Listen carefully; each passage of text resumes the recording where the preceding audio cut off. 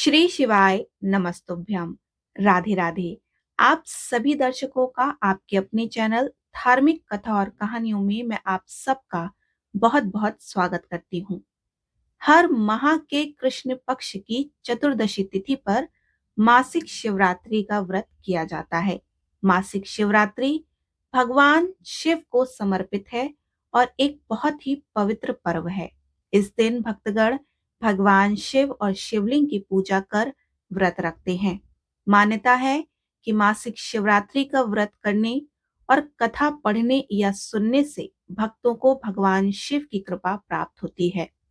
इस व्रत को करने से भगवान भोलेनाथ और माता पार्वती प्रसन्न होती हैं और आपकी सभी मनोकामनाएं पूर्ण करती हैं।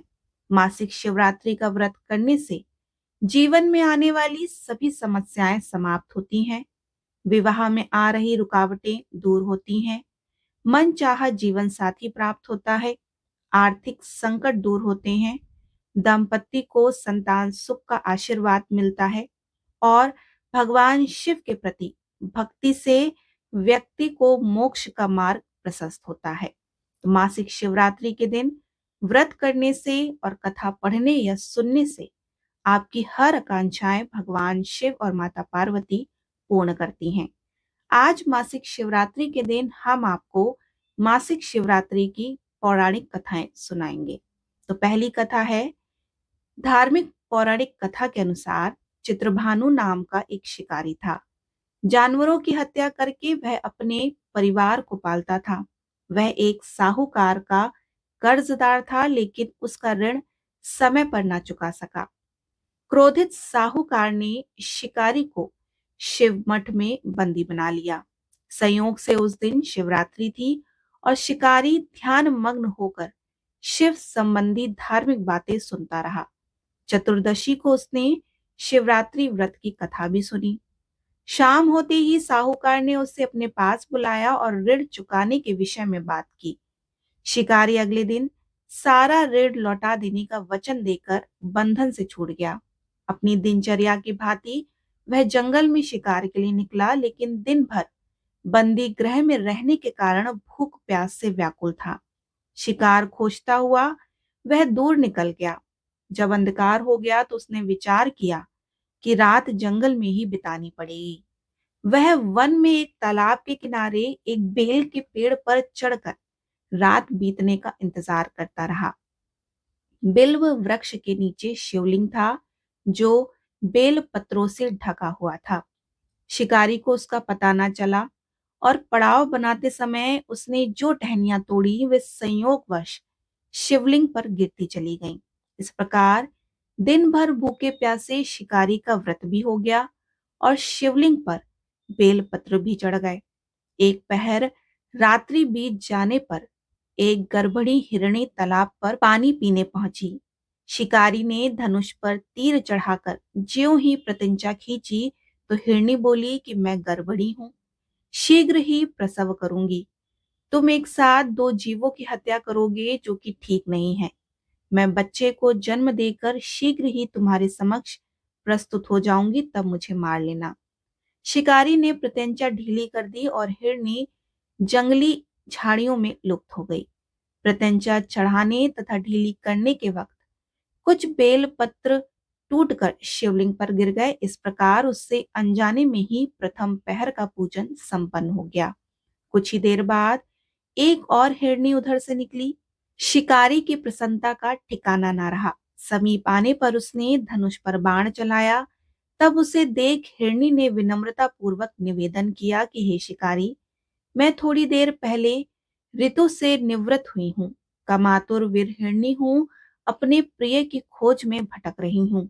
मैं अपने पति से मिलकर शीघ्र ही तुम्हारे पास आऊंगी। शिकारी ने उसे भी जाने दिया। 2 बार शिकार को खोकर उसका माथा ठनका। वह चिंता में पड़ गया। रात्रि का आखिरी पहर बीत रहा था। इस बार भी धनुष से लगकर कुछ बेलपत्र शिवलिंग पर जा गिरे और दूसरे पहर का पूजन भी उससे संपन्न हो गया। तभी एक अन्य हिरनी अपने बच्चों के साथ उधर से निकली। शिकारी के लिए यह स्वर्णिम अवसर था, तो उसने धनुष पर तीर चढ़ाने में देर नहीं लगाई। वह तीर छोड़ने ही वाला था कि हिरनी बोली कि हे शिकारी, मैं इन बच्चों को इनके पिता हवाले करके लौट आऊंगी। इस समय मुझे मत मारो।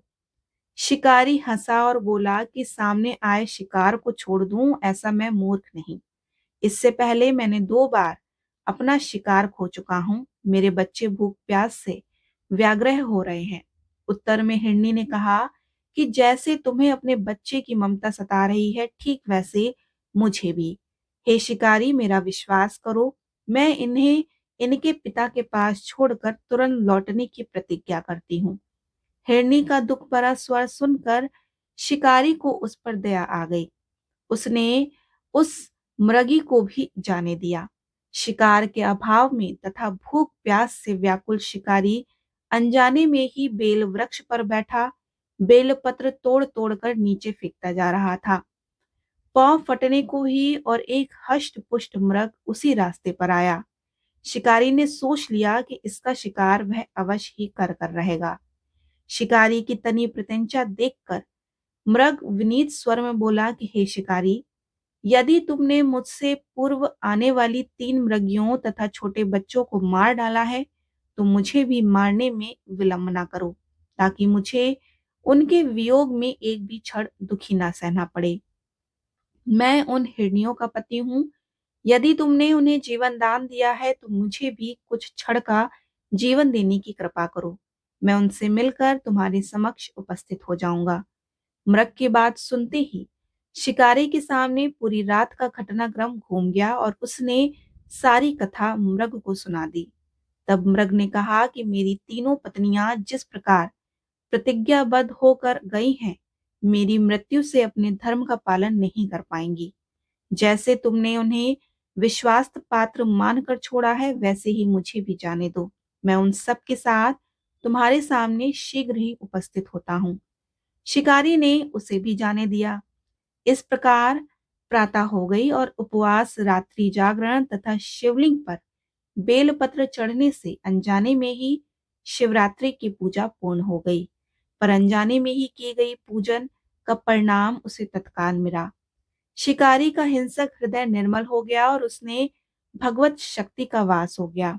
थोड़ी ही देर बाद मृग परिवार शिकारी के समक्ष उपस्थित हो गया, ताकि वह उनका शिकार कर सके और उन्हें जंगली पशुओं की ऐसी सतता, सात्विकता और सामूहिक प्रेम भावना देखकर शिकारी को बड़ी ग्लानि हुई। उसने मृग परिवार को जीवन दान दे दिया और अनजाने में शिवरात्रि के व्रत का पालन करने पर शिकारी को मोक्ष और शिवलोक की प्राप्ति हुई। बोलिए शिव शंकर भगवान की जय। मासिक शिवरात्रि के दिन पूजा के लिए सबसे पहले स्वच्छ हो जाएं, स्वच्छ वस्त्र धारण करें, फिर घर पर या मंदिर में ही शिवलिंग की मूर्ति या शिव जी की मूर्ति स्थापित करें। दूध, दही, घी, शहद और चीनी को मिलाकर पंचामृत तैयार करें और गंगा जल और पंचामृत से भगवान शिव का अभिषेक करें। बेलपत्र, धतूरा, भांग, ये सब भगवान को प्रिय हैं। इन सब आप भगवान को अर्पित करें। विभिन्न रंगों के फूल चढ़ाएं, घी का दीपक और धूप जलाएं, तिलक लगाएं, चंदन का उपयोग करें और भोग और फल मिठाई अर्पित करें। इस तरह आप मासिक शिवरात्रि की पूजा कर सकते हैं। भोग मिठाई अर्पित करने के बाद चाहे तो शिव पुराण, शिव चालीसा या फिर शिव मंत्र ओम नमः शिवाय का जाप करें। इस तरह आप मासिक शिवरात्रि की पूजा कर सकते हैं। मासिक शिवरात्रि के दिन आइए हम आपको शिवगण नंदीश्वर की कथा सुनाते हैं। पूर्व काल में शिलाद नामक एक धर्मात्मा मुनि अपने पितरों के आदेश से मृत्युहीन एवं आयोनिज पुत्र की कामना से भगवान शिव की कठोर तपस्या की। शीघ्र प्रसन्न हो जाने वाले भगवान महादेव उनके तप से प्रसन्न हुए और साक्षात प्रकट होकर उनसे वर मांगने के लिए कहा। ऋषिवर, मैं तुम्हारी तपस्या से प्रसन्न हूँ, वर मांगो। शिलाद मुनि बोले कि भगवान, यदि आप मेरी तपस्या से प्रसन्न हैं, तो यह वर दीजिए कि मुझे आपके समान ही मृत्युहीन आयोनिज पुत्र प्राप्त हो। भगवान शिव ने कहा कि हे तपोधन प्रिय, हालांकि मैं जगत का पिता हूँ, तो भी मैं तुम्हारी तपस्या से प्रसन्न होकर कहता हूँ कि मैं तुम्हारे अयोनिज पुत्र के रूप में अवतार लूंगा और उस अवतार में मेरा नाम नंदी होगा। ऐसा कहकर भगवान शिव अंतर्ध्यान हो गए। कुछ समय बाद यज्ञ वेताओं में श्रेष्ठ शिलाद मुनि यज्ञ करने के लिए यज्ञ क्षेत्र जोत रहे थे। उसी समय उनके श्वेत बिंदु यानी कि पसीने की बूंद से एक पुत्र उत्पन्न हुआ। वह बालक सूर्य के समान प्रभावशाली, त्रिनेत्र, जटा मुकुटधारी, त्रिशूल आदि से युक्त तथा चतुर्भुज रुद्र रूप में मुनि दिखाई दिया। उसे देखते ही शिलाद मुनि को बड़ी प्रसन्नता हुई। वे बालक को अपनी कुटिया में ले गए और जहां जाकर बालक ने साधारण मनुष्य का रूप धारण कर लिया। मुनि बड़े ही प्यार से उसका पालन पोषण करने लगे। उन्होंने उसके जात कर्म आदि करवाकर उसका नाम नंदी रखा। बालक 5 वर्ष की आयु तक सभी वेदों शास्त्रों का ज्ञाता हो गया। 7वां वर्ष पूरा हुआ तो वहां 2 मुनि मिलने आए और उनमें से एक का नाम मित्र था और दूसरे का नाम वरुण। उन्होंने मुनि शिलाद को बताया कि आपके पुत्र की आयु मात्र 1 वर्ष ही शेष है। यह जानकर मुनि शिलाद चिंतित हो उठे। नंदी ने उन्हें ढांढस बंधाया और उसने आत्मविश्वास पूर्वक अपने पिता से कहा कि पिताश्री, आप चिंतित ना हो, यमराज मेरा कुछ नहीं बिगाड़ पाएगा। शिव काल के भी काल हैं, मैं भगवान शिव की आराधना करूंगा और उसके प्रभाव से मृत्यु पर विजय पाऊंगा। ऐसा कहकर नंदी वन को चले गए और भगवान शिव की प्रसन्नता के लिए तपस्या करने लगे। उन्होंने 3 नेत्र, 10 भुजा, 5 मुख वाले भगवान सदाशिव का ध्यान लगाया तथा रुद्र मंत्र का जाप किया। उनकी तपस्या से प्रसन्न होकर भगवान शिव और माता पार्वती प्रकट हुए। उन्होंने नंदी से कहा कि शिलानंदन, तुमने बड़ा ही उत्तम तप किया है। तुम्हारी इस तपस्या से मैं परम संतुष्ट हूँ। तुम्हारे मन में जो भी अभिष्ट हो मांग लो। नंदी भाव विभोर होकर उनके चरणों में लेट गए। तब शिव ने उन्हें उठाया और बोला कि वत्स, उन दोनों विप्रों को मैंने ही भेजा था। तुम्हें भला मृत्यु का क्या भय? तुम तो मेरे ही समान हो। तुम अजर अमर, दुख रहित व अक्षय होकर मेरे गणनायक बनोगे। तुमसे मेरे ही समान बल होगा और तुम सदा मेरे पार्श्व भाग में स्थित रहोगे। मेरी कृपा से जन्म, जरा और मृत्यु जैसे विकार तुम्हारे शरीर का स्पर्श भी न कर पाएंगे। ऐसा कहकर दयालु भगवान शिव ने अपने गले की कमल माला उतारकर नंदी के गले में डाल दी और उस माला के पड़ते ही नंदी 3 नेत्र व 10 भुजाओं वाले हो गए। फिर भगवान शिव ने अपने गणाध्यक्ष के पद पर उनका अभिषेक किया और नंदी शिव गणों में सर्वश्रेष्ठ हो गए। बोलिए उमापति शंकर भगवान की जय। आइए अब हम आपको भगवान शिव की कृपा की एक और कहानी सुनाते हैं। विवाह संपन्न होने के बाद शिव अपनी नवविवाहिता पत्नी यानी कि पार्वती जी को साथ लेकर कैलाश पर्वत लौट आए। वहां नंदी ने पहले से ही तैयारी कर रखी थी। शिव और पार्वती सुहाग कक्ष की तरह तरह के फूलों और लताओं और मालाओं से सजाया गया। यह देखकर पार्वती नंदी पर बहुत प्रसन्न हुई। उसी समय अन्य गणों के साथ भगवान शिव भी वहां आ गए। उन्होंने नंदी एवं सभी गणों को आदेश दिया कि हम विश्राम करने जा रहे हैं। तुम लोग किसी को भी कक्ष में प्रवेश मत करने देना, ताकि हमारे विश्राम में बाधा उपस्थित ना हो। इतना कहकर शिव ने सुहाग कक्ष का द्वार बंद कर लिया। द्वार के बाहर नंदी पहरा देने लगा तथा अन्य गण भी बाहर विचरण करने लगे, ताकि कोई व्यक्ति शिव एवं पार्वती के विश्राम में व्यवधान न डाल सके।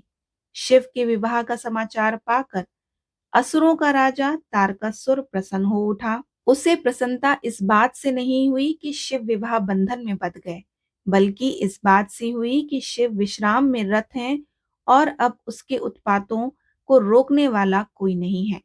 अवसर का लाभ उठाते हुए तारकासुर ने उत्पात मचाना शुरू कर दिया। वह ऋषि मुनियों को परेशान करने लगा।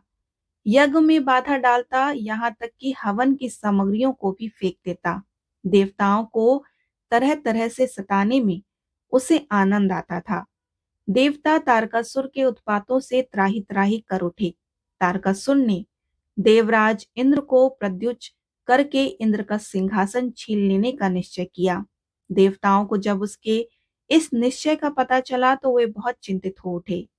तारकासुर यदि देवराज बन जाएगा तो फिर देवताओं को उसका सेवक बनकर रहना पड़ेगा तथा तीनों लोकों में असुरों का आतंक व्याप्त हो जाएगा।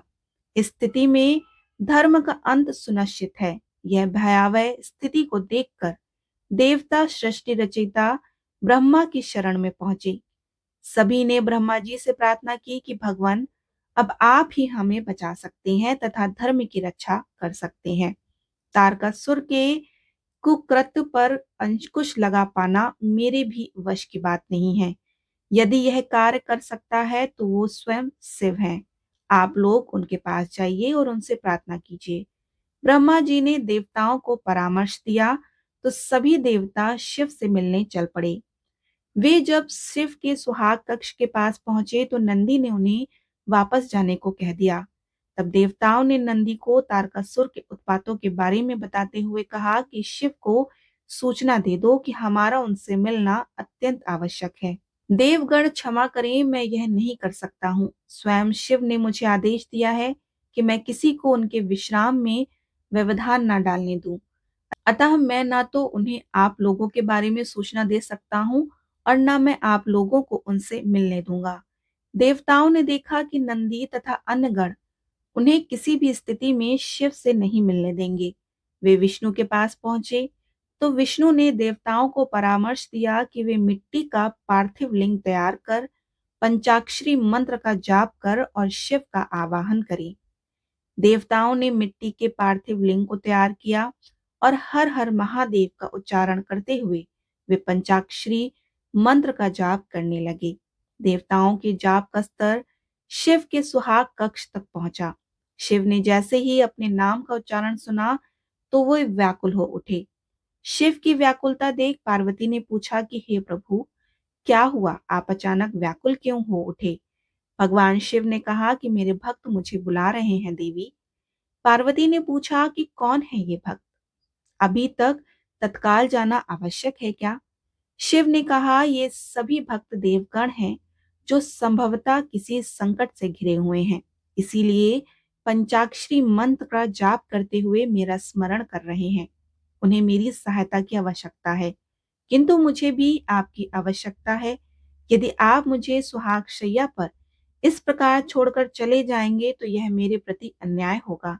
मैंने सुना है आप किसी के प्रति अन्याय नहीं करते। पार्वती ने ऐसा कहा तो पार्वती की बात सुनकर शिव सोच में पड़ गए कि यह धर्म संकट की स्थिति थी। यदि मैं देवताओं के पास नहीं जाता हूँ तो शरणागत की रक्षा न करने का मैं दोषी बनूंगा। यदि पार्वती को छोड़कर जाता हूँ तो पति धर्म से विमुख होने का। अंत में शिव ने कुछ निश्चय किया और वे कक्ष से बाहर चले गए। देवताओं ने शिव को देखा तो प्रसन्न होकर शिव की जय जयकार कर उठे। शिव ने देवताओं से पूछा कि देवगण बताइए, आप लोग मुझे क्यों पुकार रहे हैं? देवताओं ने शिव से प्रार्थना करी कि हे प्रभु, तारकासुर के उत्पादों ने हमारा जीवन दूभर कर दिया है। कृपया आप चलकर उसका संहार कीजिए। शिव असमर्था व्यक्त करते हुए बोले कि मैं तो अभी आप लोगों के साथ नहीं चल सकता हूँ। आप लोग ही कोई अन्य उपाय सोचें। यह सुन देवतागण सोच में पड़ गए। उन्होंने मन ही मन विष्णु जी का स्मरण किया। विष्णु जी ने उन्हें समझाया कि यदि शिव स्वयं नहीं जा सकते तो वे एक पुत्र की सृष्टि करें तथा उसे तारकासुर का वध करने के लिए भेज दें। देवताओं ने शिव से ऐसा ही निवेदन किया। शिव भक्तों की बात भला शिव कैसे टाल सकते थे? उन्होंने तत्काल अपना वीर अग्निकुंड में छोड़ दिया और उस वीर से एक बालक का जन्म हुआ। ब्रह्मा ने स्वयं प्रकट होकर उस बालक की कुंडली बनाई तथा उस बालक का नामकरण किया कुमार स्वामी। इसने कालांतर में असुरों का वध कर देवताओं को संकट से मुक्ति दिलाई। जब देवी पार्वती को इस बात का पता चला कि शिव ने देवताओं के कहने पर अपना वीर अग्नि को अर्पित किया है तो वे क्रोधित हो उठी। उन्होंने देवताओं को शाप दे डाला, देवताओं, आपने एक नव विवाहिता पत्नी की शैया से उसके पति को बुलाकर उसके वीर का दान मांगा है। अतः मैं आप सभी को शाप देती हूँ कि आप कभी संतान सुख प्राप्त नहीं कर सकेंगे। देवी पार्वती के श्राप से सभी देवता थर्रा उठे और उन्हें इस अनहोनी का अनुमान नहीं था। वे शिव से प्रार्थना करने लगे कि अब शिव देवी पार्वती के क्रोध को शांत करें और देवताओं को श्राप से मुक्ति दिलाएं। शिव ने देवताओं से कहा कि मैं इस संबंध में कुछ नहीं कर सकता। इसके लिए आपको देवी पार्वती की पूजा अर्चना करके उन्हें प्रसन्न करना होगा। जब वे प्रसन्न होकर अपने श्राप को वापस लेंगी, तभी आप उनके श्राप से मुक्त हो सकेंगे। देवताओं ने देवी पार्वती को प्रसन्न करने के लिए तप आरंभ किया और अंत में देवी पार्वती देवताओं के सामने प्रकट हुई और देवताओं को क्षमा करते हुए उन्होंने कहा कि जब मुझे और शिव को संतान की प्राप्ति हो जाएगी तो आप लोग श्राप से स्वतः ही मुक्त हो जाएंगे। इसके बाद समय अनुसार शिव एवं पार्वती को 21 पुत्रों की प्राप्ति हुई जो शिव के विभिन्न गण समूहों के गणाधिपति बने। इसके साथ ही देवताओं को भी श्राप से मुक्ति मिल गई। बोलिए शिव शंकर भगवान की जय, माता पार्वती की जय।